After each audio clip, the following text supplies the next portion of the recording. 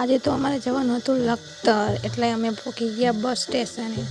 તો અમે ચાલતા જતા પહોંચી ગયા બસ સ્ટેશને. બસ તો ના મળી, પણ અમને મળી ગયું સટરિયું. તો અમે સટરિયામાં બેઠા હતા અને જેવો મસ્ત પવન આવતો હતો. બસમાં તો ચક્કરે આવે, સટરિયામાં તો ચક્કરે ના આવે. જો માન્ય બેઠી હતી, એવો મસ્ત પવન આવતો હતો. નહીં માન્યો તો પછી અમે જો લખતરની બજારમાં પહોંચતા હતા.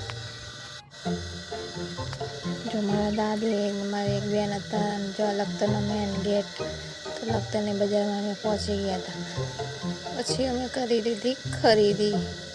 તો તમને બતાવીશું કે ખરીદીમાં શું શું કરી છે. તો તમે પહેલાં લખતરની બજાર જોઈ લો કેવી છે. સવારમાં તો કંઈ ખુલ્લું હોતું નથી, બધું બંધ હતું. અમુક દુકાનો જ ખુલ્લી હતી, એટલા માટે પછી અમારે બહુ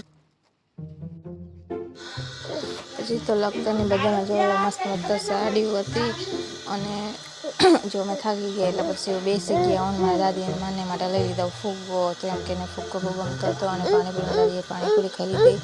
પછી માને માટે સાયકલ લેવાની હતી તો એ જોઈ લીધી. અને પછી ગોલો, પછી લઈ લીધો ગોલો. અને માને ખાઈ લીધો આપણે ઠંડો ઠંડો ગોલો. અને આપણે ખાઈ લીધો ગોલો. ગોલો ખાઈને પછી અમે પાછા જતા રહ્યા બસ સ્ટેશને. બસની રાહ જોતા હતા, પણ બસ તો આવતી જ નથી, કેમ કે અમારે અહીંયા બસનો બહુ પ્રોબ્લેમ છે. તો પછી અમે રિક્ષામાં બેસીને પહોંચી ગયા ઘરે. તો મળીએ નેક્સ્ટ વિડીયોમાં. Bye bye.